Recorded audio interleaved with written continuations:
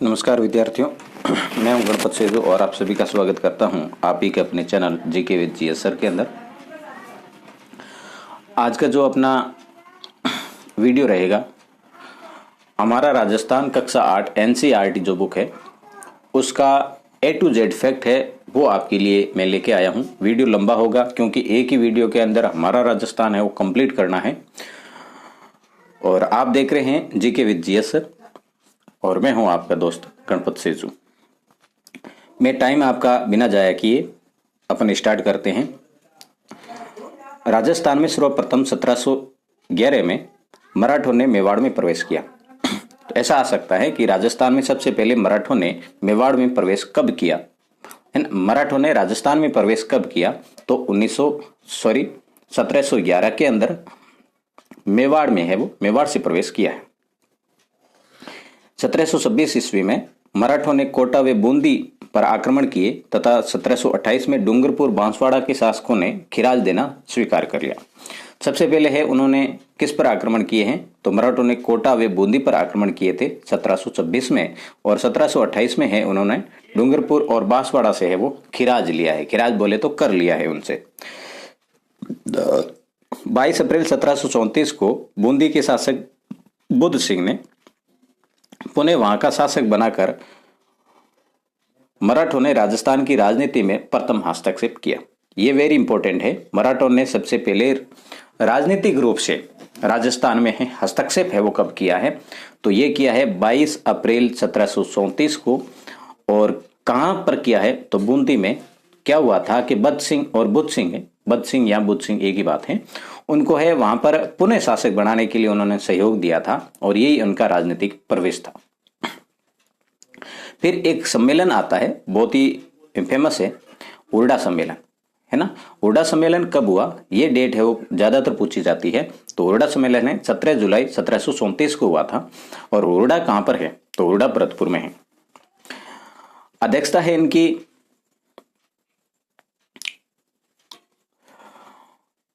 मेवाड़ महाराणा जगत सिंह द्वितीय के द्वारा की गई है। ठीक है, उर्डा सम्मेलन है, इसकी अध्यक्षता है किनके द्वारा की गई? तो महाराणा जगत सिंह द्वितीय के द्वारा की गई। यहां पर इसके अंदर कौन कौन से शासक है वो सम्मिलित थे? तो आमेर के स्वाई जय सिंह, जोधपुर के अभय सिंह, नागौर के बख्त सिंह, कोटा के महाराव दुर्जन साल, यह है इसके अंदर सम्मिलित होने वाले शासक थे। कौन कौन सी मतलब राज्य सम्मिलित हुए? तो आप कह सकते हैं आमेर, मारवाड़ अर्थात जोधपुर, नागौर और कोटा। ठीक है, वैसे मेवाड़ तो वही है इसके अंदर। इसका कारण क्या था? मतलब ये उर्डा सम्मेलन क्यों हुआ? तो राजस्थान के राजपूत राजाओं द्वारा मराठों की शक्ति को रोकने के लिए है उर्डा सम्मेलन का आयोजन हुआ था। और इसके अंदर क्या निर्णय लिया गया? निर्णय यह लिया गया कि सभी राजा एक दूसरे के साथ मिलकर रहेंगे। एक का शत्रु व मित्र, दूसरे का शत्रु व मित्र होगा। मतलब किसी भी परिस्थिति में है एक दूसरे का सहयोग वो करेंगे। कोई योजना सभी मिलकर निश्चित करेंगे। यदि कोई योजना भी बनानी है तो भी है वो सभी है वो मिलकर करेंगे। और यहां पर ये फेमस इंपॉर्टेंट है कि वर्षा ऋतु के पश्चात कहां पर है उन्होंने सम्मिलित होने का है वो वायदा किया था? तो है रामपुरा गांव में। कहां पर? रामपुरा गांव में। अब इनका परिणाम क्या हुआ? तो इनका परिणाम हुआ है उक्त निर्णयों की कोई पालना नहीं की गई और सम्मेलन है वो क्या रहा? असफल रहा। सॉरी, मैंने अभी बोल दिया था भरतपुर भीलवाड़ा के अंदर है। उर्डा सम्मेलन है वो कहां है? उर्डा स्थान है कहां पर है? भीलवाड़ा के अंदर है। पेशवा बाजीराव ने राजस्थान नीति का आकलन करने के लिए अपनी माता राधाबाई को 1735 में राजस्थान में तीर्थ यात्रा पर भेजा। वे अगले ही वर्ष सौत वसूली की। किनसे? राजस्थान से। और किसने? पेशवा बाजीराव ने। और इनकी माताजी है जिसका नाम है राधाबाई, वो है राजस्थान की। उन्होंने यात्रा कब की? तो 1735 में की थी। उर्डा सम्मेलन 1734 में। अगला है आपका मराठा हस्तक्षेप व जयपुर उत्तराधिकार संघर्ष। मराठों का जयपुर के अंदर क्या है वो हस्तक्षेप रहा है? तो उदयपुर महाराणा अमर सिंह द्वितीय की पुत्री चंद्र कुंवरी बाई का विवाह स्वाई जयसिंह के साथ चंद्र कुंवर से उत्पन्न पुत्र ही उत्तराधिकार का अधिकारी होने की शर्त पर हुआ। क्या हुआ था, उदयपुर के महाराणा थे अमर सिंह द्वितीय। कौन थे? अमर सिंह सेकंड थे, और इनकी एक पुत्री थी जिसका नाम था चंद्र कुंवर बाई। चंद्र कुंवर बाई का विवाह है वो सवाई जय सिंह के साथ में एक शर्त पर हुआ था। क्या शर्त थी? कि जो चंद्र कुंवर है ना, उनसे ही जो पुत्र उत्पन्न होगा वो ही जयपुर का है उत्तराधिकारी बनेगा। अब माधो सिंह ने मामा जगत सिंह द्वितीय कौन? अमर सिंह सेकंड का पुत्र जगत सिंह, जो कि, और ये माधो सिंह कौन है? चंद्र कुंवर बाई का पुत्र, के सहयोग से सवाई जय सिंह के ज्येष्ठ पुत्र ईश्वर सिंह को चुनौती दी। सवाई जय सिंह का वैसे उत्तराधिकार का नियम क्या कहता था कि जो ज्येष्ठ पुत्र होगा वही है उत्तराधिकार का हकदार होगा, परंतु यहां पर यह शर्त पहले से ही चंद्र कुंवरी से हो रखी थी। इस वजह से यह माधो सिंह है वो यहाँ शासक बन जाता है। मल्हार राव होलकर ने माधो सिंह का पक्ष लिया और इन दोनों के मध्य राजमहल व बगरू के युद्ध, देखो वेरी इंपॉर्टेंट है, राजमहल व बगरू के युद्ध है वो किस उत्तराधिकार संघर्ष के लिए हुए थे? किस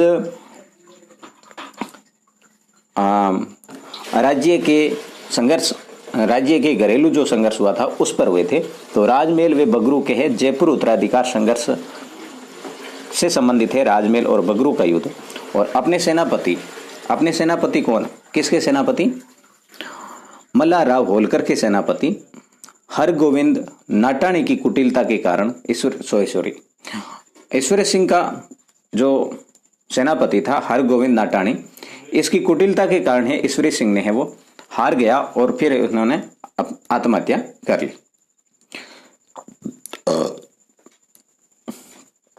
मराठा हस्तक्षेप के कारण जोधपुर में राम सिंह व भक्त सिंह के मध्य उत्तराधिकार संघर्ष हुआ और राम सिंह को आधा राज्य मिल गया, जिनसे मारवाड़ का विभाजन हो गया।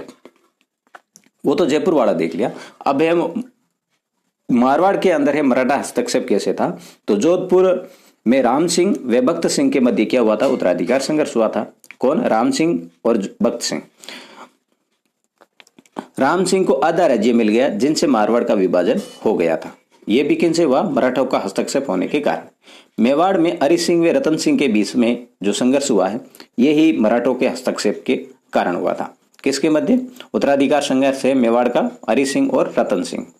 राजस्थान के राज्यों में सर्वप्रथम 29 सितंबर 1803 में भरतपुर राज्य ने अंग्रेजों के साथ में संधि स्वीकार कर ली तथा सबसे अंत में 1823 में सिरों ने संधि की। अब ऐसा आ सकता है कि राजस्थान में सबसे पहले अंग्रेजों से संधि करने वाला राज्य कौन सा था? तो वो था आपके भरतपुर, और सबसे अंत में करने वाला तो वो था आपके सिरोही। सबसे पहले वो भरतपुर ने जो संधि की थी वो कब की? तो ये आपके आंसर लिखोगे 29 सितंबर 1803, और सिरोही ने जो की थी वो 1823, मतलब 20 वर्ष बाद में। 1839 में कंपनी ने ब्रिटिश ईस्ट इंडिया कंपनी ने जोधपुर के किले पर अधिकार किया तथा मांगरोल युद्ध में कोटा महाराव के विरुद्ध दीवान जालिम सिंह की मदद की। किसने? जोधपुर के किले पर अधिकार किसने कर दिया? कंपनी ने। कब कर लिया? 1839 में। तथा मांगरोल के युद्ध में कोटा महाराव के विरुद्ध है दीवान जालिम सिंह की है किन्होंने की थी मदद?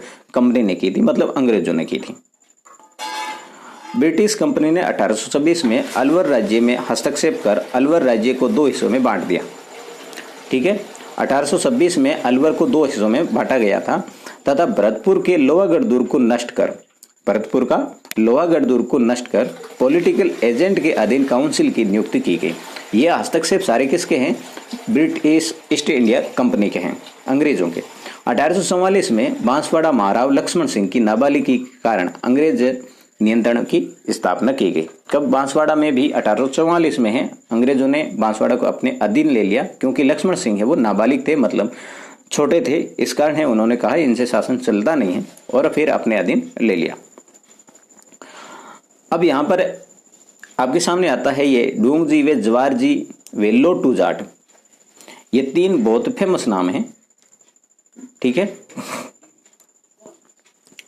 डूंगजी, जवारजी और लोटू जाट अंग्रेजों की नसीराबाद सैनिक छावनी को लूटा। तो ऐसा आ सकता है कि अंग्रेजों की नसीराबाद सैनिक छावनी ने किन क्रांतिकारियों ने लूटा। क्रांतिकारी कह सकते हैं या फिर इसको स्थानीय लोग कह सकते हैं, किसान कह सकते हैं। वैसे ये डाकू का काम किया करते थे, परंतु ये लोग है अंग्रेजों को ही लूटते और फिर गरीबों के अंदर बांट दिया करते थे। कौन? डोंगजी, जवारजी और लोटू जाट। अंग्रेजों ने 1822 में मेरवाड़ा बटालियन, ये इंपॉर्टेंट है, मेरवाड़ा बटालियन, 1834 में शेखावटी ब्रिगेड, 1835 में जोधपुर लीजियन, 1841 में मेवाड़ भील कोर की स्थापना कर इनके रख रखाव का खर्चा संबंधित राज्यों से वसूल किया। अब क्या था, ये जो आपने अभी पढ़ा है कि अंग्रेजों ने 1822 में मेरवाड़ा बटालियन बनाई, मतलब मेरवाड़ा के अंदर, 1834 में शेखावटी ब्रिगेड बनाई शेखावटी क्षेत्र में, 1835 में जोधपुर में, 1841 में मेवाड़ के अंदर है वो एक सेना है वो गठित की। और इस सेना का जो खर्चा है ना वो संबंधित राज्यों से ही वसूल किया गया, मतलब खर्चा है वो संबंधित राज्य ही देगा। 1857 की क्रांति की शुरुआत मेरठ से, अब भारत के संदर्भ में देखें तो 1857 की क्रांति है उनकी शुरुआत है 10 मई 1857 को हुई थी। कब हुई? 1857 10 मई को। कहां से? मेरठ से हुई। वे राजस्थान में 1857 की जो क्रांति है इसकी शुरुआत है 28 मई 1857 को हुई। कहां से? नसीराबाद से। क्रांति के समय पॉलिटिकल एजेंट मेवाड़ के मेजर सावर्स, मारवाड़ के मैकमोहन, जयपुर के कर्नल ईडन थे। अब देखो, क्रांति हुई थी 1857 की, जो कि अपन ने देख लिया कि 10 मई 1857 को तो एक भारत में हुई, और राजस्थान में यदि शुरुआत मानी जाए तो 28 मई 1857 को ही थी। अब इस समय है कई, मतलब प्रत्येक राज्य के अंदर है पीए बैठा रखे थे, ठीक है। पीए बोले तो पॉलिटिकल एजेंट थे। मेवाड़ के अंदर कौन था? मेजर सावर्स था। मारवाड़ के अंदर था कौन था? मैकमोहन था। जयपुर के अंदर कौन था? कर्नल ईडन था। कोटा के अंदर कौन था? मेजर बर्टन था। इस प्रकार से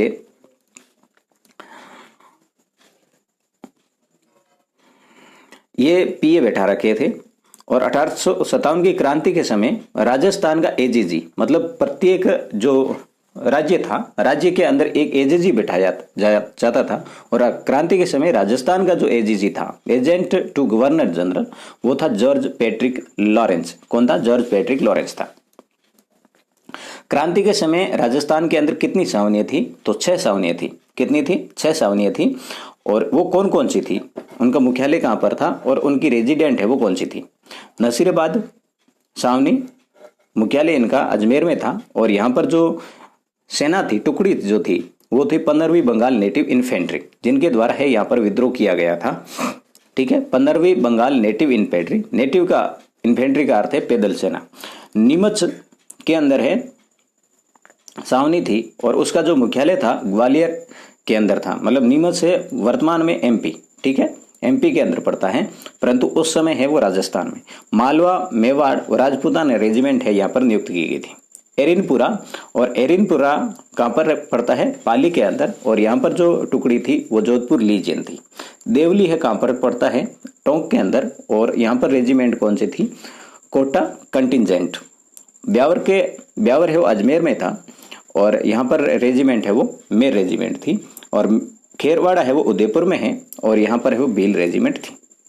मैं एक्स्ट्रा नॉलेज के लिए आपको बता दूं कि जो खेरवाड़ा है और ब्यावर है, इन दोनों के द्वारा है क्रांति में भाग नहीं लिया गया था। बाकी तो देखो सभी ने विद्रोह किया था, परंतु यहाँ दोनों ने विद्रोह नहीं किया। 19 मई 1857 को एजीजी पैट्रिक लॉरेंस को मेरठ विद्रोह की सूचना माउंट आबू में मिली।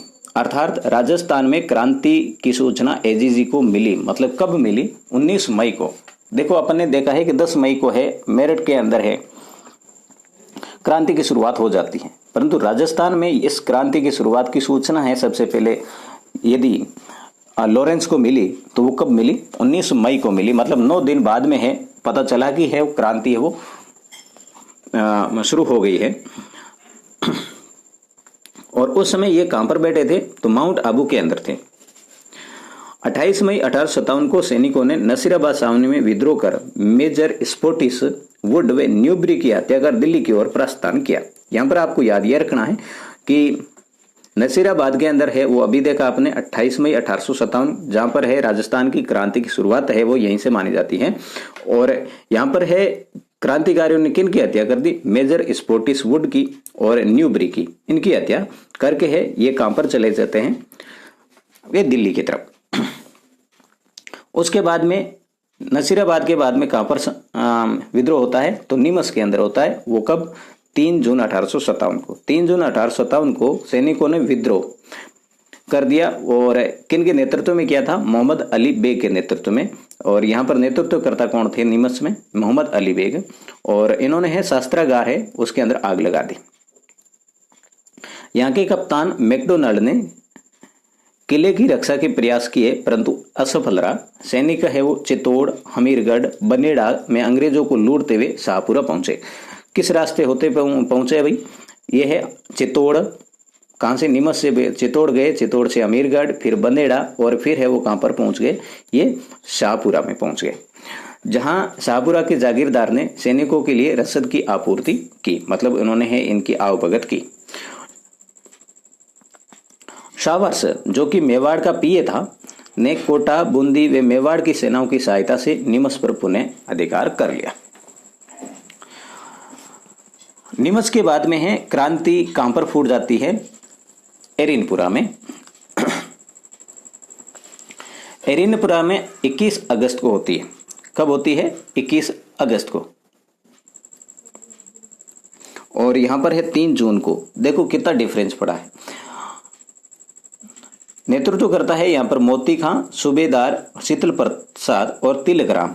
ये नाम याद रखोगे आप। कहां पर, एरिनपुरा में। नेतृत्व करता कौन है, मोती खां, सूबेदार शीतल प्रसाद और तिलक राम। यहाँ का ज्यादातर जो क्वेश्चन जो पूछा जाता है, चलो दिल्ली मारो फिरंगी, किस सैनिक के किस छावनी के सैनिकों ने है ये नारा लगाया था, तो यह है एरिनपुरा के सैनिकों के द्वारा नारे लगाते हुए कहां पर प्रस्थान कर गए, वो दिल्ली की तरफ प्रस्थान कर गए। उसके बाद में राजस्थान में अहुआ, ये जो विद्रोह है ना बहुत फेमस है। और मैं तो कहता हूं राजस्थान में सर्वाधिक यदि ज्यादा टक्कर ली है वैसे कोटावाड़ा है, फिर भी उनके बाद में देखें तो ये अहुआ वाड़ा ही है। नेतृत्व करता है वो ठाकुर कुशाल सिंह चंपावत।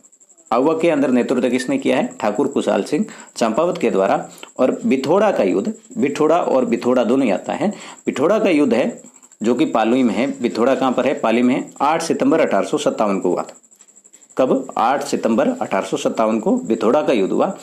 और ये किन के मध्य हुआ, एक तरफ तो थे आपके अहुआ, आसोप, आलियावास, गुलर और रूडावास के सैनिक, और एक तरफ कौन थे, कैप्टन हीथकोट, जोधपुर के महाराजा तख्त सिंह।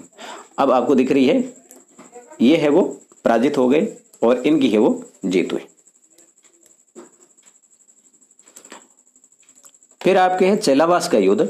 चेलावास जो युद्ध है उनके 10 दिन बाद में 18 सितंबर 1857 को हुआ था। क्रांतिकारी कुशाल सिंह, मतलब एक तरफ तो कुशाल सिंह और वो थे, और दूसरी तरफ थे मैकमोशन। कौन था, मोकमेसन था। और मोकमेसन को है यहाँ पर हत्या कर दी गई और इसके देखो सिर काट कर है अहुआ के द्वार पर लटका दिया। किसका, जोधपुर पीए मोकमेसन का। किस युद्ध में, चेलावास के युद्ध में। अब देखो इस जो चेलावास युद्ध है मैं आपको एक्स्ट्रा में बता दूं, इसको गोरे व काले का युद्ध भी कहते हैं, गोरे व काले का युद्ध।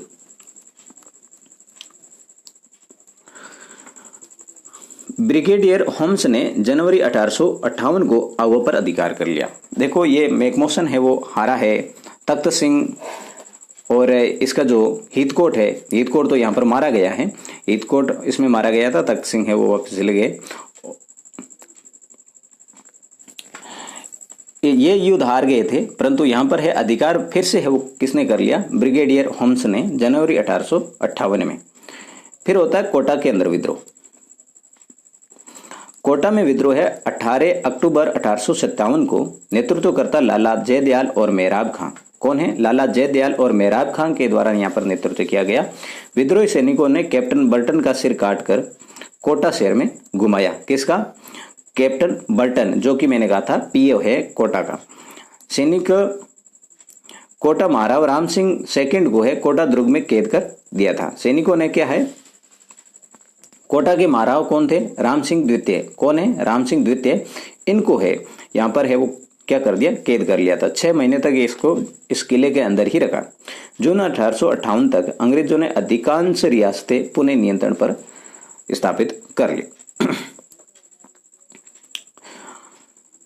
फिर है आधुनिक राजस्थान का निर्माण अर्थात राजस्थान का एकीकरण। राजस्थान के एकीकरण की हलचल 1939 में वायसराय लॉर्ड लिथगो के आदेश से शुरू हुई। यदि राजस्थान के एकीकरण की शुरुआत की बात करें तो 1939 से शुरू हो जाती है ना। क्या कहते हैं वो गुचर पुचर शुरू हो जाती है। अखिल भारतीय देशी राज्य सेवा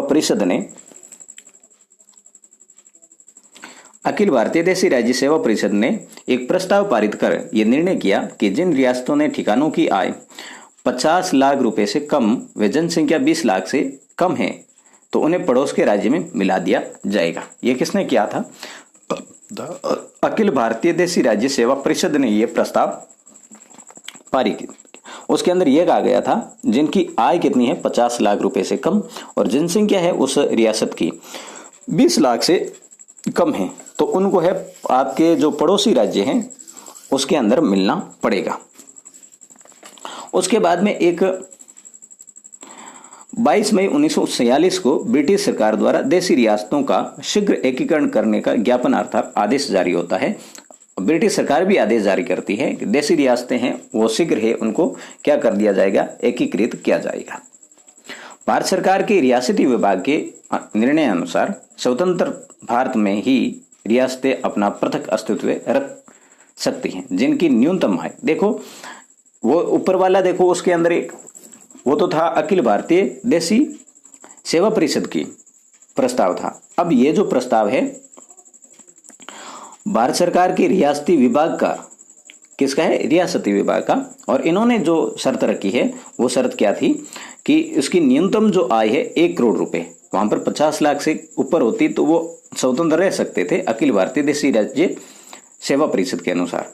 परंतु यहाँ पर जो भारत सरकार की रियासती विभाग है उन्होंने जो शर्त रखी वो न्यूनतम आय 1 करोड़ रुपए वार्षिक व जनसंख्या है 10 लाख या इनसे अधिक है।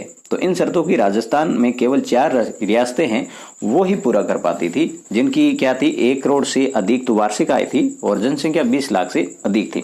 और वो रियासतें कौन कौन सी थी? तो बड़ी रियासतें हैं जयपुर, जोधपुर, बीकानेर व उदयपुर ही इनको पूरा कर पाती थी। एकीकरण से पूर्व राजस्थान की 19 रियासतें थी और ये 19 रियासतें कौन कौन सी हैं? जयपुर, जोधपुर, उदयपुर, बीकानेर, जैसलमेर, सिरोही, कोटा, बूंदी, अलवर, भरतपुर, धौलपुर, टोंक, डूंगरपुर, प्रतापगढ़, बांसवाड़ा, झालावाड़, करौली, शाहपुरा और किशनगढ़। ये 19 रियासतें हैं, इसको आप याद कर सकते हैं। वैसे इनसे संबंधित ऐसा पूछा नहीं गया है कि कौन सी रियासत है या कौन सी नहीं है। 3 ठिकाने यहाँ पर ये याद रखने होने चाहिए आपको। 3 ठिकाने कौन कौन से? कुशलगढ़ जो कि बांसवाड़ा में, लावा जो कि जयपुर में और नीमराणा जो कि कहां पर है? अलवर में है। और एक केंद्र शासित प्रदेश था, कौन सा? अजमेर, मेरवाड़ा। 3 ठिकाने, 19 रियासतें और एक केंद्र शासित प्रदेश। एकीकरण का प्रथम प्रयास है वो कोटा के महाराव भीम सिंह ने किया था। यदि राजस्थान में एकीकरण का प्रथम प्रयास की बात करें तो वो कोटा के महाराव भीम सिंह के द्वारा किया गया। कोटा के बाद मेवाड़ महाराणा भूपाल सिंह ने 25-26 जून 1946 को प्रयास किए। एकीकरण के लिए अन्य सम्मेलन राजस्थान, गुजरात, मालवा शासकों द्वारा, जयपुर, बूंदी, कोटा और झालावाड़ के शासकों के द्वारा भी किए गए और परंतु सभी है वो असफल रहे। अब राजस्थान का जो एकीकरण है कितने चरणों में होता है? तो ये चरण आपके होते हैं 7। कितने हैं? 7। पहला चरण कौन सा है? मत्स्य संघ। इसमें आपकी 2 डेट दे रखी है परंतु यहाँ करेक्ट डेट है वो कौन सी है आपकी? 18 मार्च है, ठीक है ना? 18 मार्च है। मत्स्य संघ के अंदर 4 रियासतें थी, अलवर, भरतपुर, धौलपुर और करौली, जिसको अपन ABCD से याद कर सकते हैं। अलवर, भरतपुर, करौली और धौलपुर। मत्स्य संघ की जो राजधानी थी वो अलवर थी। राज प्रमुख यहाँ के धौलपुर के महाराजा उदयभान सिंह और प्रधानमंत्री है शोभाराम कुमावत। फिर द्वितीय शरण की बात करें तो द्वितीय शरण का नाम है पूर्व राजस्थान या राजस्थान संघ, है ना। 25 मार्च 1948 को है इसका गठन होता है। रियासतें हैं वो कौन सी हैं? बांसवाड़ा, डूंगरपुर, प्रतापगढ़, शाहपुरा, कोटा, बूंदी, झालावाड़, टोंक, किशनगढ़, ये 9 रियासतें इसके अंदर मिलती हैं। और कुशलगढ़, वेल्लावा 2 ठिकाने हैं। तो यदि कुल इकाई की बात करें तो आपकी इकाइयां इसके अंदर हो जाती है 11, ठीक है। परंतु रियासतें हैं वो कितनी है? 9 है। द्वितीय शरण जो पूर्व राजस्थान है अर्थात राजस्थान जो संघ है उसकी राजधानी है वो कोटा, और राज प्रमुख है कोटा के महाराव भीम सिंह को नियुक्त किया गया। प्रधानमंत्री है गोकुललाल असावा को बनाया गया। तृतीय शरण है वो आपके हैं संयुक्त राजस्थान। 18 अप्रैल 1948 को पूर्व राजस्थान में उदयपुर का विलय किया गया। पूर्वी राजस्थान जो संघ था पहले वाला उसके अंदर है उदयपुर को मिला लिया गया और उसको नाम क्या दे दिया गया? संयुक्त राजस्थान। और इनके जो राज प्रमुख है मेवाड़ के भूपाल सिंह और प्रधानमंत्री है माणिक्यलाल वर्मा। उद्घाटन करता है जवाहरलाल नेहरू। उसके बाद में मोस्ट इंपोर्टेंट है आपके चरण आता है चतुर्थ, और ये है वो वृहत राजस्थान संघ, है ना। वृहत राजस्थान नाम इसका है और इसका जो उद्घाटन होता है वो 30 मार्च, मतलब गठन जो होता है 30 मार्च 1949 को होता है। इनका निर्माण है संयुक्त राजस्थान जो कि पहले वाला 3 नंबर का था, और उसके अंदर है जयपुर, जोधपुर, बीकानेर व जैसलमेर, मतलब बड़ी रियासतें जो अपना स्वतंत्र वजूद रख सकती थी उनको है इसके अंदर मिला लिया गया। राज प्रमुख है जयपुर के मान सिंह द्वितीय, और महाराज प्रमुख है मेवाड़ के महाराणा भूपाल सिंह। प्रधानमंत्री हीरालाल शास्त्री। उद्घाटन करता है सरदार वल्लभ भाई पटेल स्वयं, और राजस्थान का स्थापना दिवस है 30 मार्च को मनाया जाता है। ये 30 मार्च का इसका गठन हुआ था राजस्थान, मतलब चतुर्थ श्रेणी का वृहत राजस्थान का, क्योंकि जो स्वतंत्र वजूद रख सकती थी, स्वतंत्र अपना राज्य बना सकती थी, वो ही इस संयुक्त राजस्थान में, मतलब राजस्थान के अंदर इसका विलय कर लिया गया, और इसी को है फिर मान लिया गया कि अपना राजस्थान का जो एकीकरण है वो कंप्लीट हो गया है, अब कोई ऑब्जेक्शन नहीं है। और उसी दिन की याद में 30 मार्च को 1900 हमेशा क्या मनाते हैं अपन? राजस्थान दिवस मनाते हैं या राजस्थान स्थापना दिवस मनाते हैं।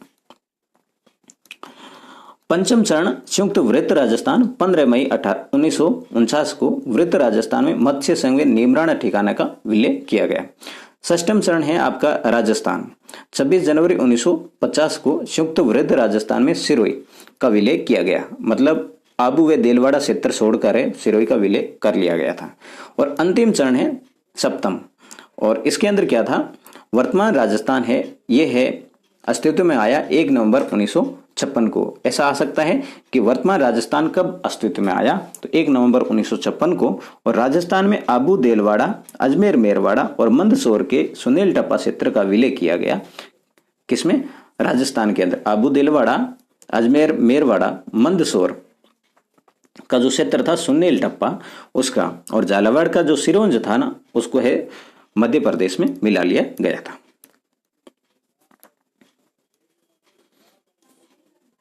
अब बात करते हैं अपन जनसंख्या की। जनसंख्या है राजस्थान की जनगणना 2011 के अनुसार है। 21 में जो जनगणना होनी थी वो नहीं हुई है, 25 में होने की संभावना है। तो 2011 की जनगणना के अनुसार जनसंख्या है वो कितनी है? तो 6.25 करोड़ राजस्थान की जनसंख्या है, जो कि भारत का कितना परसेंट है? 5.7% है। जनसंख्या वृद्धि दर राजस्थान की कितनी रही है? 21.3% रही है, ठीक है। बाड़मेर जिले में सर्वाधिक जनसंख्या वृद्धि दर रही है, वो कितनी रही है? 32.5। जनसंख्या वृद्धि दर है राजस्थान में सर्वाधिक किस जिले की रही है? बाड़मेर की रही है। और सबसे कम किसकी रही है? तो गंगानगर की रही है, ठीक है ना। सबसे कम गंगानगर की है जो केवल 10% ही रही है।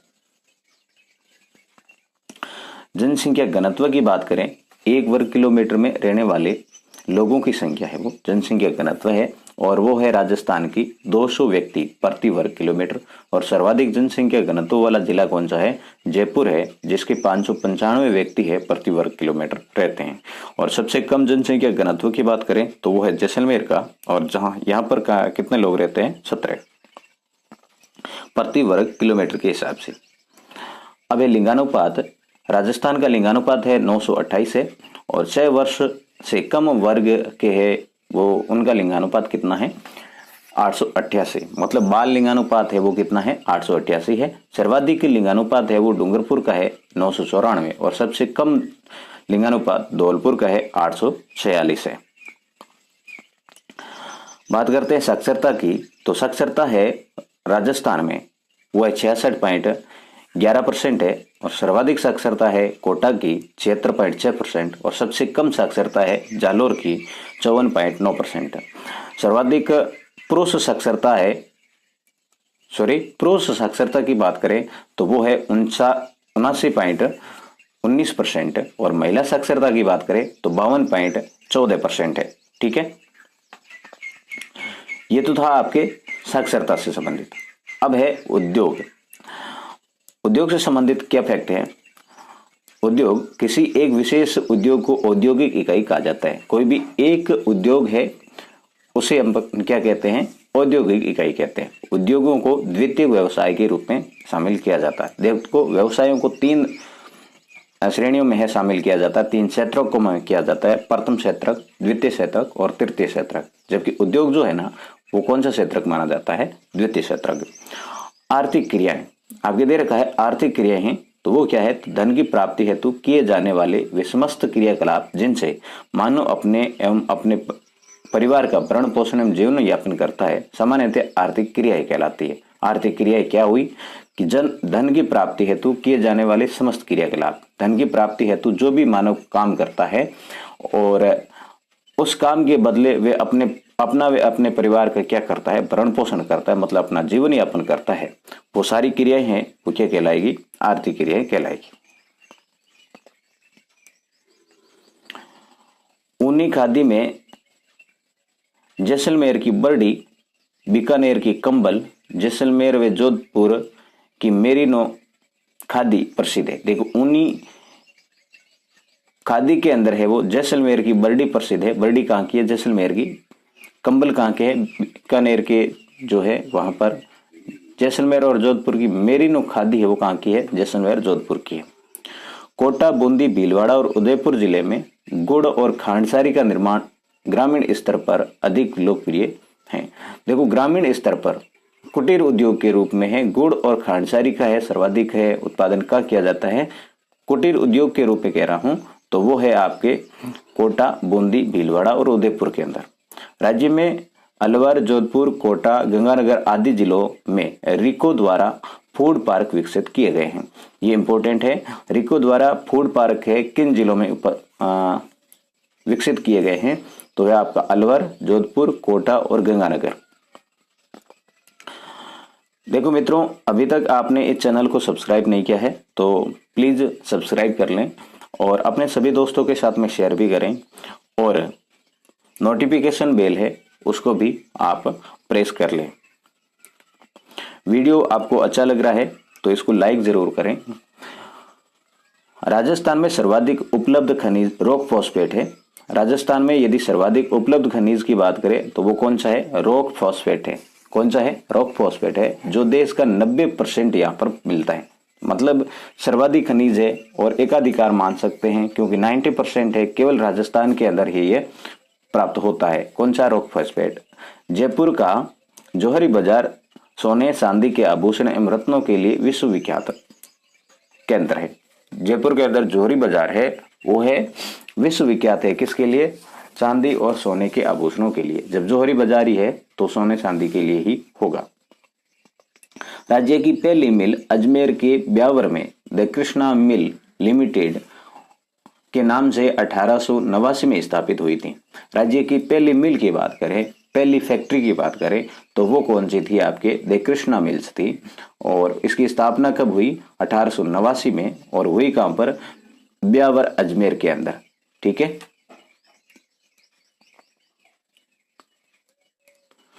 राज्य में हनुमानगढ़, गंगानगर एवं गुलाबपुरा जो कि भीलवाड़ा में है की सहकारी वस्त्र मिलों को मिलाकर गंगानगर, हनुमानगढ़ और गुलाबपुरा इनके सहकारी वस्त्र मिलों को मिलाकर राजस्थान राज्य सहकारी स्पिनिंग एंड जिनिंग मिल संघ की स्थापना की गई। तो ऐसा आ सकता है राजस्थान राज्य सहकारी स्पिनिंग एंड जिनिंग मिल की स्थापना है कि ना सहकारी मिलों को मिलाकर है वो की गई, तो हनुमानगढ़, गंगानगर और गुलाबपुरा। ठीक है, और इसका यदि शॉर्ट नाम कहें तो स्पिन फेड कहा जाता है। क्या कहते हैं? स्पिन फेड कहते हैं। सीमेंट हेतु कच्चे माल की उपलब्धता के कारण चित्तौड़गढ़ जिला है सीमेंट उत्पादन के लिए आदर्श जिला माना जाता है। प्रमुख सीमेंट कारखाने कौन से हैं? तो बिड़ला सीमेंट चित्तौड़गढ़, ये इंपॉर्टेंट है। बिड़ला सीमेंट कहां पर है? चित्तौड़गढ़ में है। उदयपुर सीमेंट है वो कहां पर है? ये तो जाहिर सी बात उदयपुर है। मंगलम है, ये कहां पर है? आपके कोटा में है। जेके वाइट सीमेंट नागौर में है। श्री सीमेंट ब्यावर में है और जेके सीमेंट है वो निम्बाहेड़ा में। ठीक है, जेके वाइट सीमेंट नागौर में है, जबकि जेके सीमेंट है वो कहां पर है? निम्बाहेड़ा चित्तौड़गढ़ में। चित्तौड़गढ़ जिले के भोपाल सागर में राजस्थान की पहली शक्कर मिल है वो कहां स्थापित की गई? चित्तौड़गढ़ जिले के भोपाल सागर के अंदर 1932 में द मेवाड़ शुगर मिल्स के नाम से स्थापित की गई थी और ये निजी क्षेत्र में स्थापित की गई थी। मतलब स्वामित्व किसका था? निजीत्व था इस पर। सरकार द्वारा तीव्र औद्योगिक विकास एवं रोजगार के साधनों में वृद्धि के उद्देश्यों से विशिष्ट आर्थिक क्षेत्रों का निर्माण किया गया। विशिष्ट आर्थिक क्षेत्रों को क्या कहते हैं? सेज कहते हैं। इस पर स्पेशल इकोनॉमिक जोन जो होते हैं, इसकी स्थापना है वो की गई। राज्य का सबसे बड़ा सेज है सीतापुरा में स्थापित किया गया है। राज्य का सबसे बड़ा सेज मतलब स्पेशल इकोनॉमिक जोन है वो कहां स्थापित किया गया है? सीतापुरा जयपुर के अंदर स्थापित किया गया है। अब बात करते हैं परिवहन की। परिवहन एवं पर्यटन। परिवहन को क्षेत्र की रक्तवाहिनियां व आर्थिक और सामाजिक व्यवस्था की जीवन रेखा कहा जाता है। आर्थिक और सामाजिक व्यवस्था की जीवन रेखा किसे कहते हैं? तो परिवहन को कहते हैं। और क्षेत्र की मतलब पर्यटन के क्षेत्र की या परिवहन के क्षेत्र की रक्तवाहिनियां परिवहन को कहते हैं। भारत के 4 महानगर हैं और वो महानगर कौन से हैं? दिल्ली, मुंबई, चेन्नई और कोलकाता को जोड़ने वाले राजमार्ग को स्वर्णिम चतुर्भुज योजना कहा जाता है। किन नगरों को जोड़ती है स्वर्णिम चतुर्भुज योजना? दिल्ली, मुंबई, चेन्नई और कोलकाता, इन चारों को है आपस में जोड़ती है। कौन सी? स्वर्णिम चतुर्भुज योजना।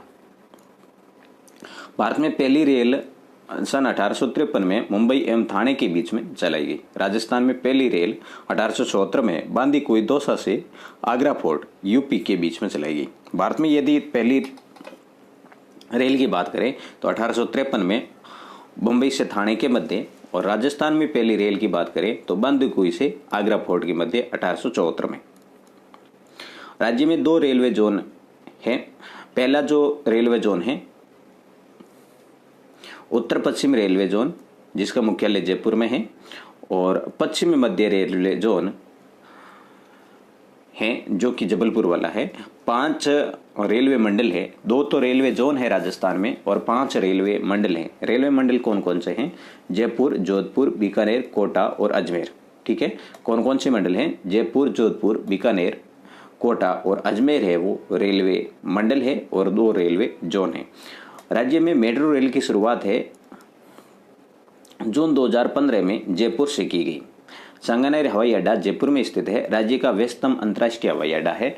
डब्बोक में महाराणा प्रताप हवाई अड्डा स्थित है। सैनिक एवं नागरिक महत्व का एक हवाई अड्डा जोधपुर के रतनाडा में स्थित है। ठीक है, फिर ऐतिहासिक पर्यटन स्थल कौन कौन से है राजस्थान में?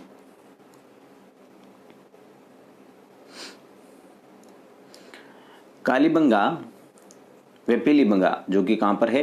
हनुमानगढ़ में है। आहड़ उदयपुर में, बैराट जयपुर, गणेश्वर सीकर, अवामेल आमेर का किला, जंतर मंतर ये सभी है जयपुर में। विजय स्तंभ चित्तौड़गढ़, कुंभलगढ़ का किला राजसमंद, मेहरानगढ़ दुर्ग जोधपुर, सोनारगढ़ किला जैसलमेर, रणथंभौर दुर्ग सवाईमाधोपुर और गंगानगर दुर्ग झालावाड़। ये तो है अपने ऐतिहासिक पर्यटन स्थल। फिर भौगोलिक व प्राकृतिक पर्यटन स्थल कौन कौन से हैं? उदयपुर में राजसमंद उदयपुर में जयसमंद, फतेह सागर, पिसोला, उदय सागर जिले व शिल्प ग्राम। ये तो है उदयपुर के। जयसमंद, फतेह सागर, पिसोला, उदय सागर जिले कहाँ पर है? उदयपुर में है। और शिल्प ग्राम कहाँ पर है? उदयपुर में। सिरोही में माउंट आबू व नकी झील, अजमेर में पुष्कर झील, चित्तौड़गढ़ में मेनाल जलप्रपात, रणथंभौर राष्ट्रीय उद्यान सवाईमाधोपुर में, और अलवर में सरिस्का राष्ट्रीय उद्यान। फिर यदि धार्मिक स्थलों की बात करें तो धार्मिक स्थल कौन से हो जाते हैं आपके? ब्रह्माजी मंदिर,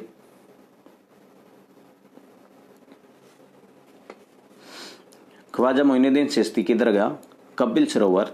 देखो ब्रह्माजी मंदिर कहाँ पर है? पुष्कर अजमेर में, ख्वाजा मोइनुद्दीन चिश्ती की दरगाह अजमेर में, कपिल सरोवर कोलायत के अंदर, कोलायत बीकानेर में, रामदेवरा जैसलमेर में, श्रीनाथ जी है नाथद्वारा राजसमंद में, एकलिंग जी उदयपुर में, गोविंद देव जी जयपुर में, करणी माता देशनोक बीकानेर में, श्री महावीर जी सवाईमाधोपुर में, त्रिपुरा सुंदरी बांसवाड़ा में, ऋषभ देव उदयपुर में, रणकपुर पाली में और दिलवाड़ा सिरोही में स्थित है। विकास की योजनाएं हैं तो विकास की योजनाएं कौन सी? कृषि संबंधी योजनाएं। कृषि कल्याण योजना, किसानों को उत्पाद का उचित मूल्य प्रदान करना, मतलब इनका मुख्य उद्देश्य क्या है वो साथ में है। और कृषि ये योजनाएं हैं। कृषि कल्याण योजना है किसानों को उत्पाद का उचित मूल्य प्रदान करना। राष्ट्रीय खाद्य सुरक्षा मिशन, गेहूं और दालों की उन्नत किस्मों का उत्पादन। राष्ट्रीय कृषि विकास योजना, कृषि और संबंधित क्षेत्रों में वृद्धि करना। प्रधानमंत्री सिंचाई योजना, फसलों को उन्नत बनाने के लिए सिंचाई हेतु पानी उपलब्ध कराना। देखो इनके उद्देश्य है, आप याद रखें साथ में।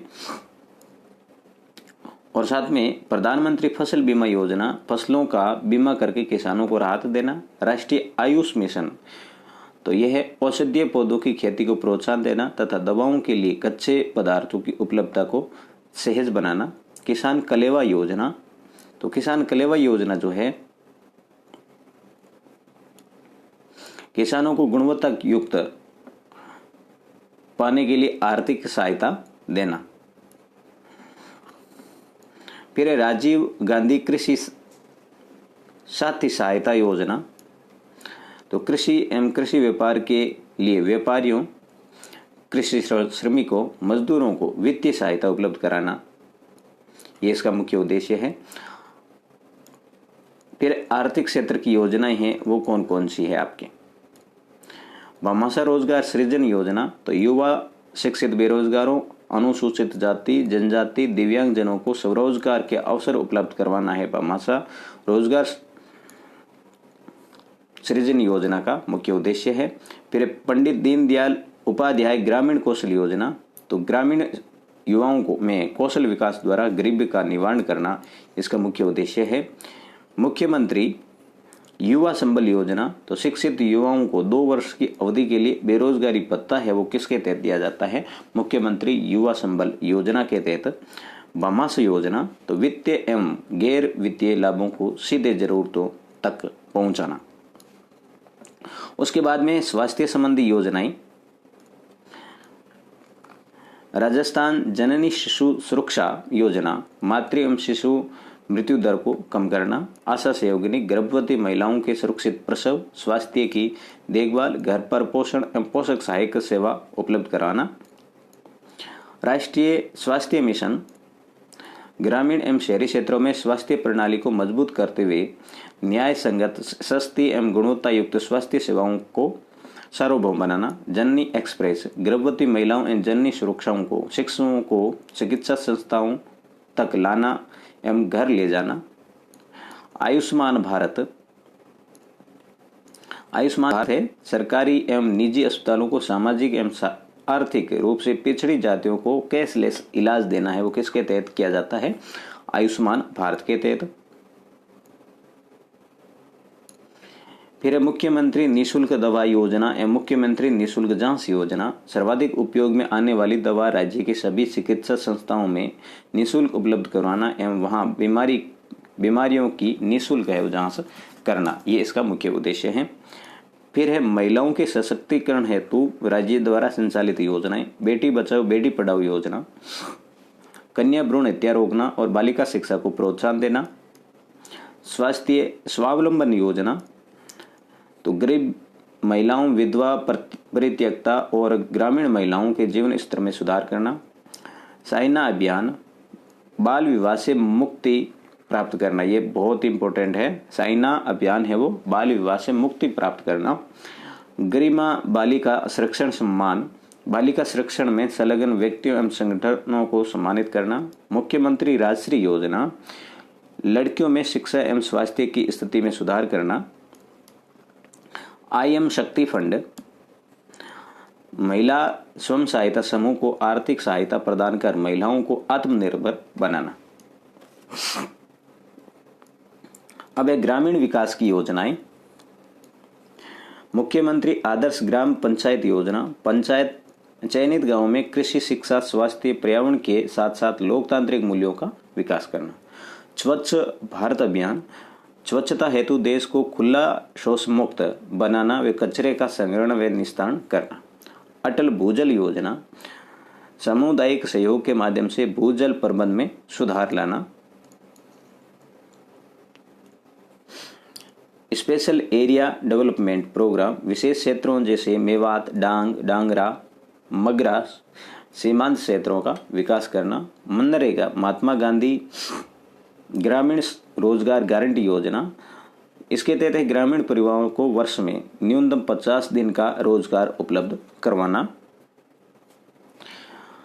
प्रधानमंत्री आवास योजना, ग्रामीण क्षेत्रों में पक्के मकान है उपलब्ध करवाना। ग्रामीण गौरव पथ, ग्रामीण सड़कों को मेगा हाईवे से जोड़ना।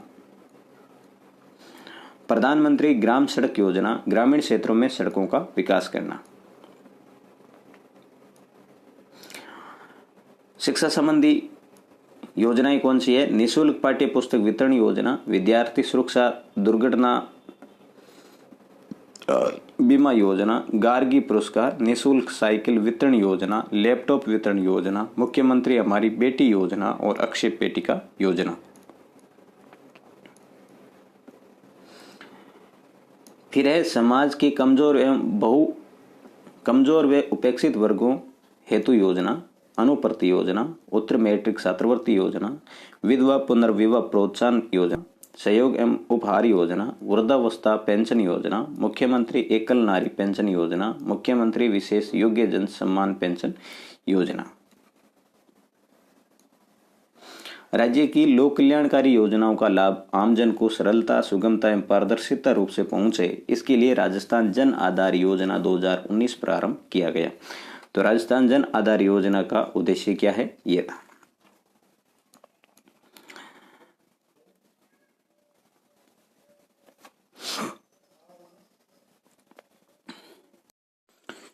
अब बात करते हैं सतत विकास गोल की 2030। सतत विकास गोल 2030 है वो क्या है? संयुक्त राष्ट्र संघ के सदस्य देशों द्वारा 2015 में सतत विकास एजेंडा अपनाया गया। किसके द्वारा? यूएनओ के द्वारा, मतलब संयुक्त राष्ट्र संघ के द्वारा। इनके जो जितने भी सदस्य देश थे उसने 2015 के अंदर एक सतत विकास एजेंडा अपनाया और इस कार्य योजना का मुख्य जो लक्ष्य था वो गरीबी को सभी रूप एवं सभी जगहों में से समाप्त करना था। अब ये जो सतत विकास गोल है, इसका गोल मतलब लक्ष्य है। लक्ष्य क्या था कि गरीबी को सभी रूप, गरीबी के जितने भी रूप होते हैं उनको और सभी जगहों से जहां कहीं भी गरीबी है उन सभी से समाप्त करना। इस एजेंडे के द्वारा 17 लक्ष्यों को का चयन किया गया जिन्हें 2030 तक पाने का लक्ष्य रखा गया। इसके अंतर्गत कितने लक्ष्य हैं? तो 17 लक्ष्य हैं। ऐसा आ सकता है सतत विकास गोल 2030 के कितने लक्ष्य है वो रखे गए हैं? तो 17 लक्ष्य हैं। और 17 लक्ष्य कौन कौन से हैं? गरीबी का अंत, भूखमरी समाप्त करना, अच्छा स्वास्थ्य एवं जीवन स्तर, गुणवत्तापूर्ण शिक्षा, लैंगिक समानता, शुद्ध जल एवं स्वच्छता, किफायती एवं स्वच्छ ऊर्जा, सम्मानजनक कार्य और आर्थिक विकास, उद्योग, नवाचार और बुनियादी ढांचों का विकास, असमानता में कमी, संधारणीय शहर एवं समुदाय, सतत उपभोग एवं उत्पादन, जलवायु परिवर्तन, पानी में जीवन, भूमि पर जीवन, शांति, न्याय एवं सुदृढ़ संसाधन, लक्ष्य प्राप्ति में सामूहिक भागीदारी। ये तो थे इनके 17 लक्ष्य। अब आगे का जो पॉइंट है वो जन जागरण एवं सामाजिक सुधार हेतु राजकीय प्रयास। ये जो लेसन है इसके अंतर्गत क्या है, बेहद ही इंपॉर्टेंट है। देखो दोस्तों, यदि आप इस चैनल पर पहली बार विजिट कर रहे हैं तो इस चैनल को सब्सक्राइब जरूर करें, और वीडियो आपके लिए थोड़ा बहुत ही हेल्पफुल लग रहा है तो इस वीडियो को लाइक जरूर करें और अपने सभी दोस्तों के साथ में शेयर करना ना भूलें। इतना काम आप कर ही सकते हैं, मैं आपके लिए इतनी मेहनत करके ये वीडियो तैयार कर रहा हूं। तो भूदान आंदोलन मोस्ट इम्पोर्टेंट है। विनोबा भावे 18 अप्रैल 1951 को तेलंगाना के एक छोटे से गांव तिरुचपल्ली में एक जमीन का टुकड़ा दान में देकर भूदान आंदोलन की शुरुआत की। विनोबा भावे के द्वारा है 18 अप्रैल 1951 को। कब? 18 अप्रैल 1951 को। कहां से शुरुआत की गई? तेलंगाना राज्य से। तेलंगाना राज्य के गांव कौन सा है? तिरुचपल्ली। और यहां पर एक जमीन का टुकड़ा है दान में दिया और फिर इसको शुरुआत की। अब ये जो भूदान आंदोलन शुरू किया गया, इसका आखिर में उद्देश्य क्या था? तो जमीनी स्वामित्व की विषमता है उनको दूर करना। तो पहले था क्या? पहले जैसे सामंत थे, जागीरदार थे, राजा थे, तो उनके पास में पूरी की पूरी जमीन थी। जो कृषक था, किसान था, उनके पास जमीन नहीं थी, तो वो है बिना जमीन के थे। जो किसान है वो खेती किया करते थे, उनके पास जमीन ही नहीं थी। तो फिर आंदोलन ये चला गया कि जिसके पास भी अधिक जमीन है वो है अपनी जमीन को क्या है, दान कर दे, मतलब किसानों को है वो दे दे। तो इस प्रकार का ये आंदोलन है वो चलाया गया था और इसकी शुरुआत है विनोबा भावे के द्वारा की गई थी 18 अप्रैल 1951 को।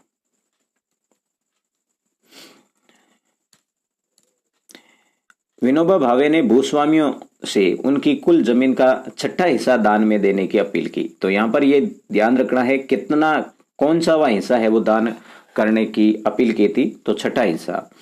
विनोबा भावे की अपील पर राजस्थान के नागौर जिलों में, वेरी इंपॉर्टेंट, राजस्थान के नागौर जिले में भूदान आंदोलन है वो प्रारंभ किया गया था। तो विनोबा भावे की अपील पर राजस्थान में सबसे पहले भूदान आंदोलन की शुरुआत कहां से हुई? तो नागौर से हुई। राज्य सरकार ने राजस्थान काश्तकारी अधिनियम 1955, राजस्थान भू राजस्व अधिनियम 1956 और ग्राम दान अधिनियम 1971 पारित किया। ठीक है, इस भूदान आंदोलन से प्रेरित होकर ही राजस्थान काश्तकारी अधिनियम 1955 एवं राजस्थान भू राजस्व अधिनियम 1956 अभी वर्तमान में लागू है। संविधान के अनुच्छेद 17 में छुआछूत अर्थात अस्पृश्यता को दंडनीय अपराध घोषित किया गया है। तो ये ध्यान रखोगे, आर्टिकल 17 है, इसके तहत है अनटचेबिलिटी को है वो दंडनीय अपराध किया गया है, पनिशमेंट रखा गया है। अस्पृश्यता उन्मूलन के लिए भारत सरकार ने नागरिक अधिकार अधिनियम संरक्षण जो है 1955 लागू किया। अस्पृश्यता उन्मूलन के लिए भारत सरकार के द्वारा कौन सा अधिनियम पारित किया गया? नागरिक अधिकार संरक्षण अधिनियम 1955। राजस्थान सरकार द्वारा अस्पृश्यता अधिनियम 1955 से प्रभावी है और राजस्थान के अंदर है अनटचेबिलिटी जो है वो कब से प्रभावी है? 1955 से, जो कि 1955 का अधिनियम ही बना था, वहीं से उसी टाइम से है। केंद्र सरकार द्वारा दलितों के आर्थिक संरक्षण हेतु विशेषकर उनकी जमीन पर अधिकतम अधिकार करने वाले तथा उच्च वर्ग के लोगों द्वारा निजी जमीन से बेदखल करने वालों के खिलाफ अनुसूचित जाति जनजाति अत्याचार निरोधक कानून 1989 के तहत कार्यवाही का प्रावधान है। अब है क्या? तो देखो कि जैसे कोई दलित है, अस्पृश्यता मतलब SC ST के जो लोग हैं उनकी जमीन है, कोई जनरल का व्यक्ति या OBC मतलब उनसे उस कैटेगरी का जो व्यक्ति है वो खरीद नहीं सकता है, क्योंकि गरीबों से लेकर जमीन है वो दूसरे है वो अधीन कर लेते हैं। तो इस कारण जो अधिनियम बना हुआ है अनुसूचित जाति जनजाति अत्याचार निरोधक कानून 1989 है, इसके तहत है वो इसकी जमीन को अधिकृत नहीं कर सकते हैं। राजस्थान में महिला साक्षरता 1951 में 2.51% थी। राजस्थान में महिला साक्षरता 1951 की बात करें तो 2.51 थी, जो कि 2011 में बढ़कर कितनी हो गई 52.12। काफी ग्रोथ हुआ है, फिर भी साक्षरता बिल्कुल कम है। राजस्थान राज्य महिला आयोग, राजस्थान राज्य महिला आयोग है, इसकी स्थापना 15 मई 1999 को की गई थी। राजस्थान राज्य महिला आयोग की स्थापना कब की गई? 15 मई 1999 को। इनके एक तो अध्यक्ष होते हैं और 3 सदस्य होते हैं। राजस्थान राज्य महिला आयोग के अध्यक्ष मतलब कुल सदस्य कितने होते हैं? कुल सदस्य आए तो 4 और सदस्य कितने आए तो 3। अध्यक्ष का कार्यकाल है वो कितना होता है? 3 वर्ष का होता है। राजीव गांधी किशोरी सशक्तिकरण योजना अर्थात सबला, सबला जो है 11 वर्ष से 18 वर्ष की विद्यालय ने जाने वाली अथवा बीच में छोड़ने वाली किशोरी बालिकाओं के लिए संचालित ये योजना है। और इसका क्राइटेरिया क्या है? 11 से लेकर 18 वर्ष। किशोरियों के पोषण एवं स्वास्थ्य स्तर को सुधारने, साक्षरता, कौशल विकास तथा सामाजिक मुद्दों पर बेहतर समझ विकसित करने के प्रयास है इस योजना के तहत किए जाते हैं। अगला जो है बेटी बचाओ बेटी पढ़ाओ। वर्ष 2015 में इनकी शुरुआत की गई थी, बेटी बचाओ बेटी पढ़ाओ की। महिला और बाल विकास मंत्रालय, स्वास्थ्य एवं परिवार कल्याण मंत्रालय एवं मानव संसाधन मंत्रालय की संयुक्त पहल, मतलब बेटी बचाओ बेटी पढ़ाओ जो अभियान है इनकी शुरुआत है किन के सहयोग से की गई थी? तो महिला एवं बाल विकास मंत्रालय, स्वास्थ्य एवं परिवार कल्याण मंत्रालय, मानव संसाधन विकास मंत्रालय है इसकी संयुक्त पहल, मतलब इन तीनों ने मिलकर है इस योजना को है शुरू किया था। इनका उद्देश्य क्या था? तो कन्या भ्रूण हत्या को रोकना, विद्यालय में लड़कियों की संख्या बढ़ाना, विद्यालय छोड़ने वाली लड़कियों की संख्या कम करना, मतलब विद्यालय बिल्कुल कम से कम छोड़े लड़की, शिक्षा के अधिकार के नियमों को लागू करना, लड़कियों के लिए शौचालय के निर्माण में वृद्धि करना। परंतु इसको देखो आप, इसका मुख्य उद्देश्य है वो बाल लिंगानुपात में वृद्धि हेतु प्रयास करना था। ऐसा आ सकता है बेटी बचाओ बेटी पढ़ाओ का मुख्य उद्देश्य क्या था? तो बाल लिंगानुपात में वृद्धि हेतु प्रयास। और उद्देश्य है तो कन्या भ्रूण हत्या रोकना, विद्यालय में लड़कियों की संख्या को बढ़ाना, विद्यालय लड़के ज्यादा से ज्यादा है विद्यालय से हमेशा वो रेगुलर रहे, टच रहे, शिक्षा का अधिकार के नियम है उन पर लागू करना और लड़कियों के लिए अलग से टॉयलेट की फैसिलिटी अवेलेबल करवाना। महिला सशक्तिकरण हेतु अन्य कानून है वो कौन कौन से बने हुए हैं? तो हिंदू उत्तराधिकार दत्तक ग्रहण एवं संरक्षण अधिनियम 1956 कौन सा है? हिंदू उत्तराधिकार दत्तक ग्रहण एवं संरक्षण अधिनियम 1956 बना हुआ है, जो कि संशोधित होकर 2005 में इसका संशोधन किया गया था। ठीक है, संशोधन 2005 में और अधिनियम है 1956 में बना। अब ये इंपॉर्टेंट रहेगा आपके एग्जाम की दृष्टि से कि दहेज निषेध अधिनियम है वो कब पारित किया गया, मतलब कब लाया गया? तो 1961 में लाया गया। बाल विवाह निषेध अधिनियम 1925 कब? बाल विवाह निषेध अधिनियम 1925 और संशोधन इनको 2 बार संशोधन इसका आ चुका है 1986 और 2006। तो वर्तमान में यदि कानून लागू है तो कौन सा है? 2006 वाला है। हाँ, मतदान प्रक्रिया ईवीएम का फुल फॉर्म क्या है? तो इलेक्ट्रॉनिक वोटिंग मशीन।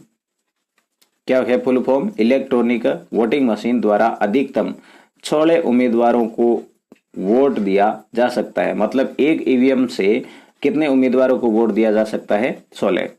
इसमें मतलब ईवीएम में अंतिम जो बटन होता है वो नोटा का होता है और नोटा की फुल फॉर्म है नन ऑफ द अबो का विकल्प होता है। मतदान के समय मतदाता का नाम मतदाता सूची में से मिलान किया जाता है। वे बाद में मतदाता के बाएं हाथ, कौन सी? बाएं हाथ की अंगुली कौन सी? तर्जनी अंगुली पर अमिट शाही लगाई जाती है। फिर एक ऑप्शन है वीवीपैट का। ये वीवीपैट क्या है?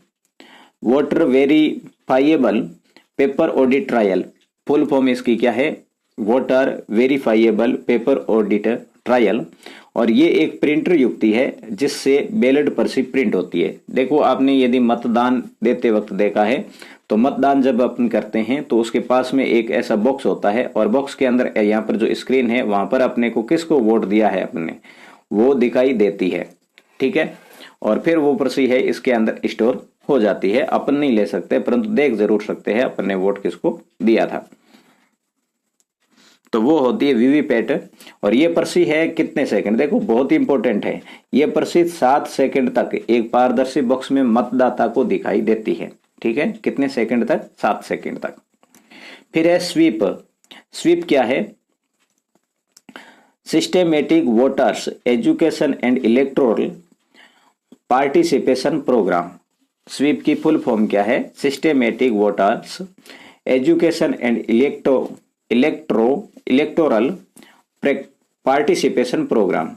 सुव्यवस्थित मतदाता शिक्षा और निर्वाचन सहभागिता, ये फुल फॉर्म है, हिंदी वाला भी साथ में याद रखना है, सुव्यवस्थित मतदाता शिक्षा और निर्वाचित सहभागिता। मुख्य उद्देश्य स्वीप का क्या है, एक तो है सूचित मतदान, एक है सूचित मतदान। सूचित मतदान क्या होता है, निष्पक्ष एवं नीतिपरक जो मतदान होता है, मतदान करवाना। और फिर है जागरूकता के साथ में मतदान करवाना, ये स्वीप का मुख्य उद्देश्य है। फिर है आरटीआई, सूचना का अधिकार।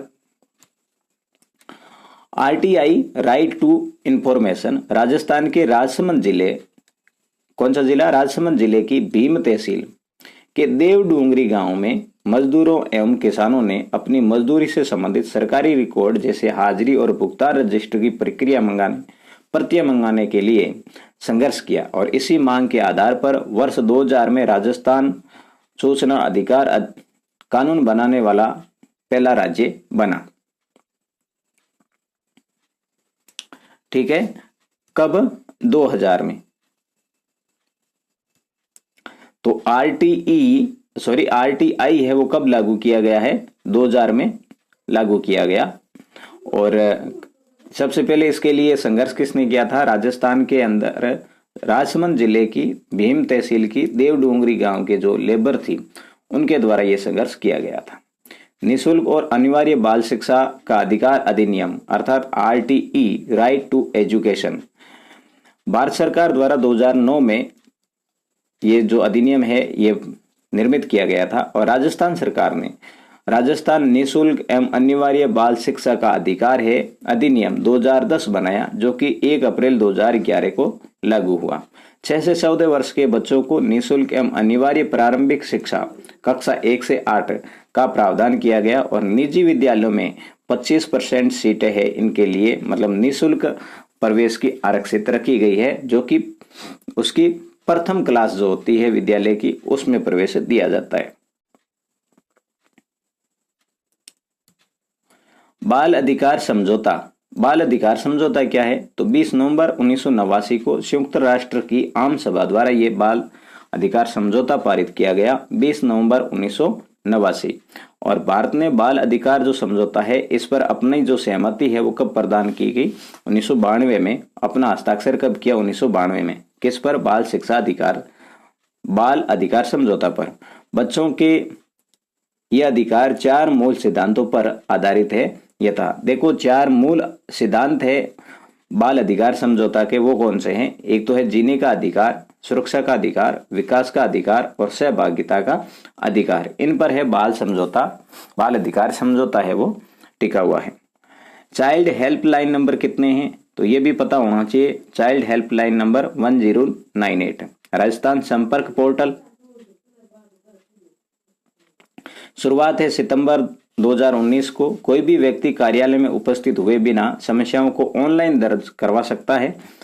पंचायत समिति और जिला स्तर पर राजस्थान संपर्क केंद्रों पर निःशुल्क रूप से शिकायतें दर्ज की जाती है। और सिटीजन कॉल सेंटर जो है, मतलब राजस्थान संपर्क पोर्टल के जो नंबर है 181 है। फिर है साइबर हमलों के प्रकार।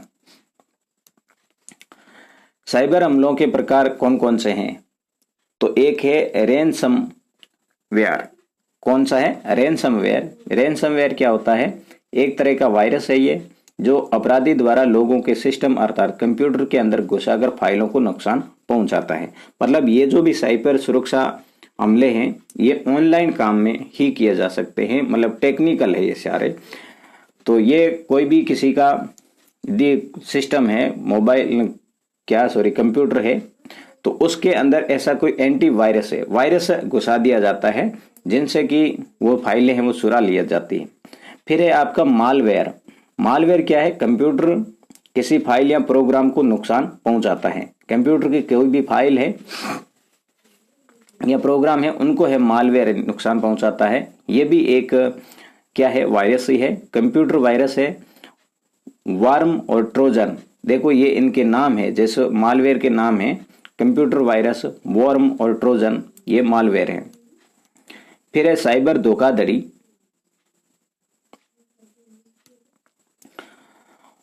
ऑनलाइन फ्रॉड अर्थात चीटिंग, वार्तालाप के माध्यम से चालाकी से लोगों को फंसाया जाता है, जैसे फिशिंग और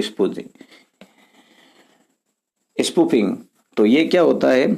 जैसे है बात करके कि मैं उस कंपनी से बोल रहा हूं और आपकी इतनी लॉटरी लगी है, वो है, आप अकाउंट में जमा करवाइएगा, और फिर है कस्टमर से वो पैसे है जमा करवा दिए जाते हैं और फिर उनको कुछ भी नहीं मिलता है। ये एक साइबर धोखाधड़ी होती है, ऑनलाइन फ्रॉड होती है।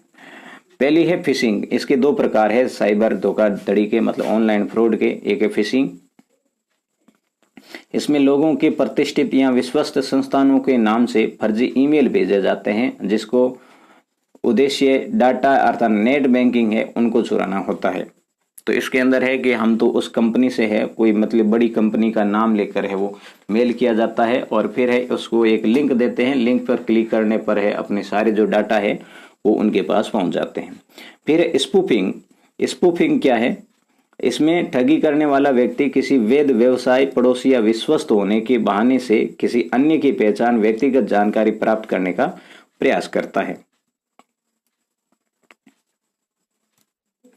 ग्राम न्यायालय एक्ट 2008 के तहत ग्राम न्यायालय की स्थापना की गई। राजस्थान में भी पहला ग्राम न्यायालय जयपुर में जिले के बस्सी में है वो खोला गया था। राजस्थान में पहला ग्राम न्यायालय कहाँ खोला गया? बस्सी, जयपुर के अंदर। और इन न्यायालयों में अधिकारियों की नियुक्ति उच्च न्यायालय के परामर्श से की जाती है। नगर निगम जनसंख्या 5 लाख से अधिक व सालाना आय 1 करोड़ से ज्यादा होने पर है नगर निगम की स्थापना की जाती है। जनसंख्या कितनी? 5 लाख से अधिक हो और सालाना आय हो कितनी हो? 1 करोड़ से अधिक हो।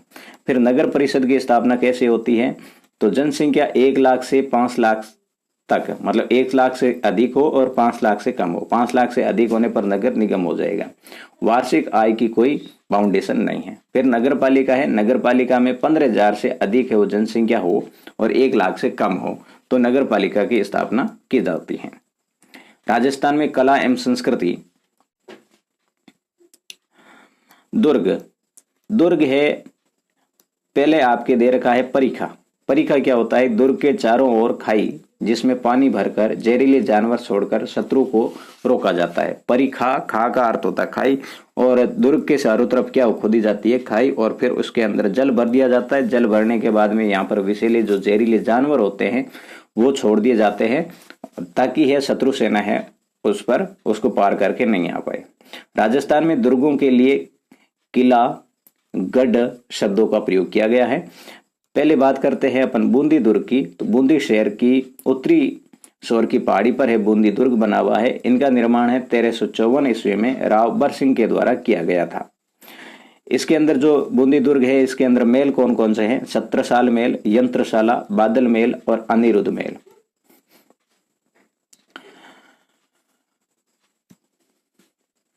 लोहागढ़ दुर्ग, भरतपुर। मैं आपको बता दूं, यदि ये आप पीडीएफ प्राप्त करना चाहते हैं तो मेरा टेलीग्राम चैनल ज्वाइन कर ले, और पीडीएफ जैसे ही कंप्लीट तैयार होगी उस टाइम है टेलीग्राम के अंदर है लिंक मैं आपको भेज दूंगा, वहां से आप प्राप्त कर दोगे। लोहागढ़ दुर्ग है वो कहां पर स्थित है? तो भरतपुर में है। इनका निर्माण है महाराजा सूरजमल के द्वारा करवाया गया। इनके चारों ओर मिट्टी की दोहरी प्राचीर अर्थात दीवार बनी है, इसलिए इसे मिट्टी का दुर्ग भी कहते हैं। ये अजय दुर्ग हैं। ठीक है, लोहागढ़ दुर्ग मिट्टी का दुर्ग है, क्योंकि इनके जो प्राचीर है, दीवार है, वो किन की बनी हुई है, मिट्टी की बनी हुई है, वो भी दोहरी प्राचीर है। रणथंभौर दुर्ग, रणथंभौर दुर्ग कहाँ स्थित है? पहली बात तो यह सवाई माधोपुर में, निर्माण इनका है चौहान वंशी शासकों के द्वारा करवाया गया। स्थापत्य इसके अंदर कौन कौन से है? तो नौलखा दरवाजा कहाँ स्थित है? रणथंभौर में। अमीर महल है, 32 खंभों की छतरी है, त्रिनेत्र गणेश जी है। वर्तमान में रणथंभौर बाग परियोजना जो है इसके अधीन, मतलब इसके अंतर्गत ये रणथंभौर दुर्ग आता है। फिर बात करते हैं जालोर दुर्ग की। जालोर दुर्ग है तो जालोर में ही स्थित है। निर्माण है सोनग्राह सुहानों के। एक इस दुर्ग का निर्माण है परमार राजा धारावर्ष व मुंज के द्वारा करवाया गया। जालोर दुर्ग का निर्माण किसके द्वारा करवाया गया? परमार राजा धारावर्ष व मुंज के द्वारा। अरावली श्रृंखला की सोनगिरी पहाड़ी है, इस पर स्थित है। तो जालोर दुर्ग किस पहाड़ी पर स्थित है? सोनगिरी पहाड़ी पर है। और इस दुर्ग के अंदर कितने दरवाजे हैं? 4 दरवाजे हैं। फिर अपन बात करते हैं चित्तौड़गढ़ दुर्ग की। चित्तौड़गढ़ दुर्ग है, चित्तौड़गढ़ के अंदर ही है। 7वीं सदी में चित्रकूट पहाड़ी पर इनका निर्माण किया गया। इसमें 7 प्रवेश द्वार है। यहाँ पर जो मुख्य आकर्षक है वो विजय स्तंभ है, जिनका निर्माण है महाराणा कुंभा के द्वारा करवाया गया। विजय स्तंभ है वो 47 फीट वर्गाकार व 10 फीट ऊंची जगती अर्थात सबूतरा के अंदर बना हुआ है। 47 फीट वर्गाकार और 10 फीट उसकी ऊंचाई है, इस पर है वो विजय स्तंभ बना हुआ है। ठीक है, 122 फीट की ऊंचाई है। विजय स्तंभ की ऊंचाई कितनी है? तो 122 फीट है। और कितना मंजिला है ये? 9 मंजिला है। इस पर असंख्य देवी देवताओं की मूर्तियां उत्कीर्ण होने के कारण भारतीय मूर्ति कला का शब्दकोश कहा जाता है। भारतीय मूर्ति कला का शब्दकोश किसे कहते हैं? तो विजय स्तंभ को कहते हैं। फिर अगला जो दुर्ग है अपना वो है कुंभलगढ़ दुर्ग। और कुंभलगढ़ दुर्ग है वो राजसमंद में स्थित है। निर्माण है महाराणा कुंभा के द्वारा 1448 ईस्वी में करवाया गया। कुंभलगढ़ दुर्ग का शिल्पी मंडन था और इनके द्वार अर्थात पोल है वो 9 है। इसमें अंदर स्थापत्य कौन कौन से हैं? तो नीलकंठ महादेव मंदिर कुंभलगढ़ के अंदर है। यज्ञ वेदी के साथ कई जैन मंदिर है। जालीबाव की बावड़ी, रायमल के पुत्र पृथ्वीराज का स्मारक किसमें बना हुआ है? कुंभलगढ़ दुर्ग के अंदर बना हुआ है। मामादेव का कुंड, मतलब महादेव जी का कुंड, मामादेव का कुंड है। कुंभा स्वामी का विष्णु मंदिर भी कुंभलगढ़ दुर्ग के अंदर बना हुआ है। दुर्ग के सर्वोच्च भाग है उसे क्या कहते हैं? कटारगढ़ कहा जाता है।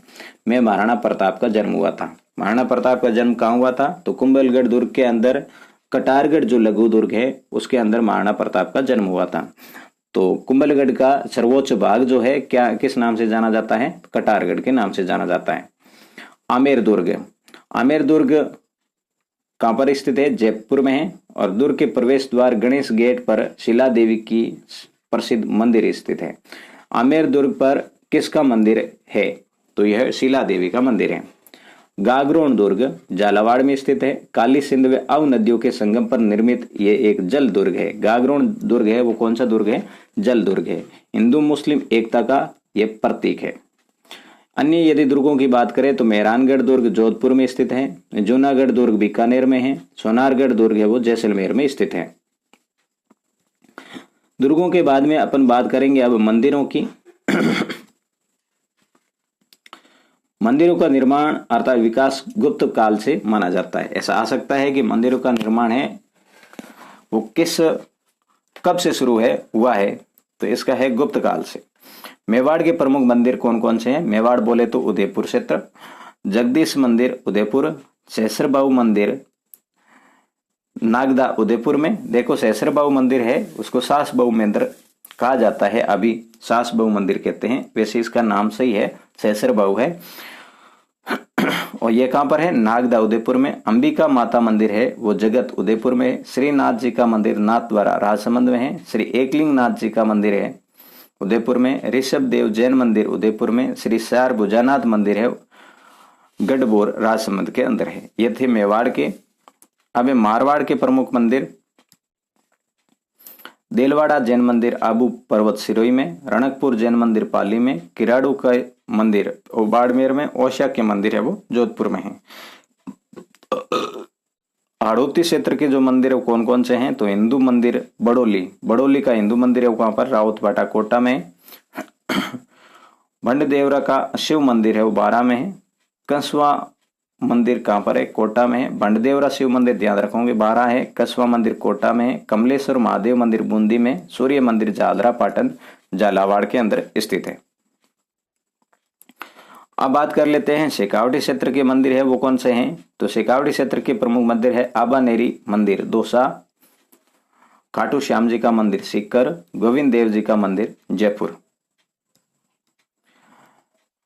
मोलेला मूर्ति कला क्या है? तो मोलेला मूर्ति कला कहो या टेराकोटा, तो राजसमंद जिले के मोलेला गांव के कुम्हारों द्वारा निर्मित मोलेला कला या टेराकोटा है वो कहाँ की प्रसिद्ध है? राजसमंद जिले के मोलेला गांव की। यहाँ के कुम्हार लोक देवी देवताओं एवं जानवरों से सज्जित मिट्टी की फड़ बनाते हैं जो मोलेला मूर्ति कला के नाम से जानी जाती हैं। तो यहाँ पर है क्या? तो जो मिट्टी की फड़ बनाई जाती है, मतलब मिट्टी की छोटी छोटी देवताओं की आकृतियां हैं वो बनाई जाती है और जिसे मोलेला मूर्ति कला कहते हैं, टेराकोटा कहते हैं। टेराकोटा क्या होता है? मिट्टी से जो बर्तन बनाना फिर उनको पका देना, फिर क्या कहलाएगी वो? टेराकोटा कहलाएगी। मिट्टी की मूर्तियों का आग में पकाकर बनाने की जो कला है वो क्या कहलाती है? टेराकोटा कहलाती है। हवेलियां, जयपुर की हवेली परंपरा प्रसिद्ध है। हवेलियां कौन कौन सी है? तो जैसलमेर की हवेलियां, सालिम सिंह की हवेली, नतमल की हवेली और पटवों की हवेली कहां पर है? जैसलमेर में स्थित है। सालिम सिंह की हवेली, नतमल की हवेली और पटवों की हवेली। क्षत्रिय कौन कौन सी है? तो मूसी महारानी की क्षत्रिय कहां पर है? अलवर में है। गोपाल सिंह की क्षत्रिय करौली में है। 84 खंभों की क्षत्रिय है वो बूंदी में है। मूसी महारानी की क्षत्रिय ध्यान रखें अलवर है। गोपाल सिंह की क्षत्रिय करौली में है और 84 खंभों की क्षत्रिय बूंदी में है। सेठों की क्षत्रिय रामगढ़ में है। ईश्वर सिंह की क्षत्रिय गेटोर में है। जसवंत थड़ा की क्षत्रिय हैं वो जोधपुर में है। बड़ा बाग की क्षत्रिय है वो जैसलमेर में है। अब बात करते हैं चित्रकला की। चित्रकला देखो जयपुर अलवर चित्रशैली है। जयपुर अलवर चित्रशैली, इसका जो रंग है, इसमें जो विशेषताएं हैं वो मैंने बताई, शॉर्ट लिख दी आपके लिए। रंग हरा है, पृष्ठभूमि में पीले पीपल और वट वृक्ष को दर्शाया गया है और इसके अंदर यदि पशु पक्षी क्या करते हैं तो वो मोर व घोड़ा की है। फिर है जोधपुर व बीकानेर शैली, रंग यहाँ पर पीले रंग का प्रयोग किया गया है। पृष्ठभूमि आम के वृक्ष की है, ठीक है। और फिर है जोधपुर के चित्र में रंग लाल है, पृष्ठभूमि में हाथी व चकोर है और कदम के वृक्ष की यहाँ प्रमुखता है। कोटा के चित्रों में रंग नीला, पृष्ठभूमि में लंबे वृक्ष खजूर के वृक्ष है वो उकेरित किए गए हैं। किशनगढ़ के चित्रों में रंग सफेद व गुलाबी, पृष्ठभूमि में केले के वृक्ष। ध्यान रखूंगी केले के वृक्षों की प्रमुखता किस शैली में है, किस चित्रकला में है? किशनगढ़ में है। और प्रमुख जो चित्र है किशनगढ़ का वो बनी ठनी का है। बूंदी के चित्रों में रंग सुनहरा, पृष्ठभूमि लंबे खजूर के वृक्ष है। और नाथद्वारा शैली में पृष्ठभूमि में गाय की आकृतियां उकेरी गई। आ सकता है गाय की आकृतियां लिए वे कौन सी चित्र शैली प्रसिद्ध है? तो वो आपकी क्या रहेगी? नाथद्वारा रहेगी। तो विद्यार्थियों देखो, मैंने यहां पर पूरी NCERT हमारा जो राजस्थान है ये आपके लिए कंप्लीट कर दी है। बड़ी मेहनत लगी, खूब लंबा चौड़ा ये वीडियो बना है और इसको अब आपकी जरूरत है कि इस वीडियो को शेयर करें अपने सभी दोस्तों के साथ में। इतनी मेरी हेल्प जरूर करें। मेहनत खूब लगी है, इसमें एनर्जी भी लगी है। और वीडियो को लाइक जरूर करें। चैनल पर पहली बार हैं तो सब्सक्राइब करें और अपने दोस्तों को भी सब्सक्राइब करने का जरूर बोलें। बस इसी आशा के साथ में कि आप इस वीडियो को बहुत वायरल करवाने में मेरी हेल्प करोगे। अगला वीडियो है आपके लिए एनसीईआरटी की सभी बुक्स है वो लेके जरूर आऊंगा। तब तक के लिए जय हिंद, वंदे मातरम।